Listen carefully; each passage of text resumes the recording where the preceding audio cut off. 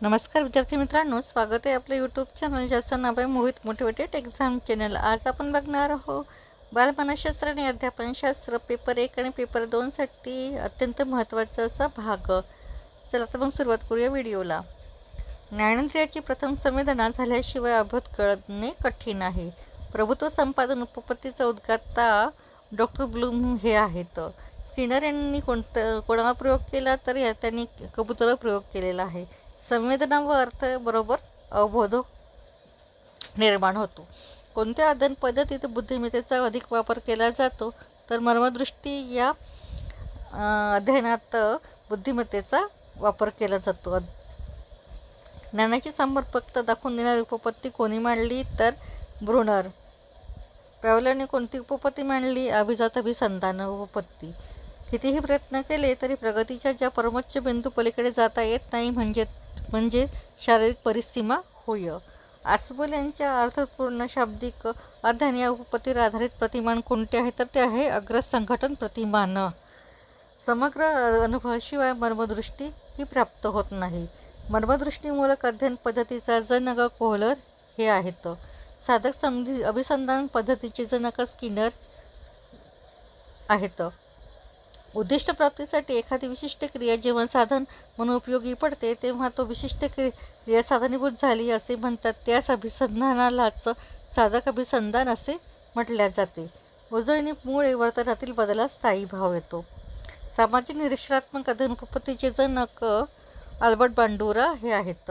कोणत्या पद्धतीत बुद्धीचा फारसा उपयोग होत नाही तर प्रत्ययप्रभात पद्धतीमध्ये बुद्धीचा फारसा उपयोग होत नाही। विकासावर परिणाम करणारे महत्त्वाचा घटक म्हणजे अनुवंश व परिस्थिती। हे दोन घटक बालकाच्या विकासावर परिणाम करणारे ठरतात। वंशपरंपरेने आजी व आईवडिलांचे गुण अंशतः मुलात उतरणे म्हणजे अनुवंश होय।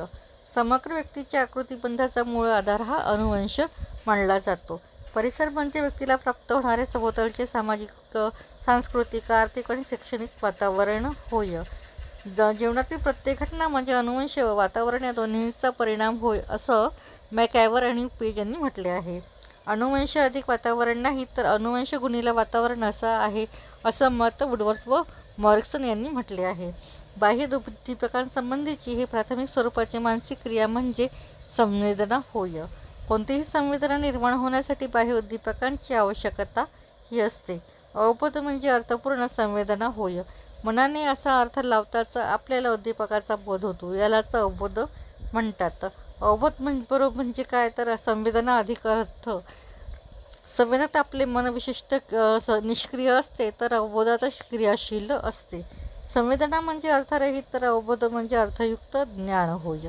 एखाद्या ठिकाणी दोरी जरी पडली तरी आपण सापच समजतो, याचे कारण म्हणजे परिचितता होय। उद्दीपकांच्या संबंधित ज्ञानेंद्रियावर परिणाम होत नसताना पूर्वानुभवाचे पुनरुज्जीवन जेव्हा मनात होते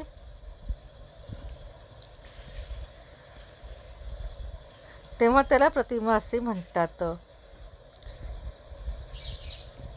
तर ही होती TET आणि च्या संदर्भात पेपर 1 मधील पेपर 1 आणि पेपर 2 मधील बालमानसशास्त्र आणि अध्यापनशास्त्र यातील अतिमहत्त्वाचं असे प्रश्न।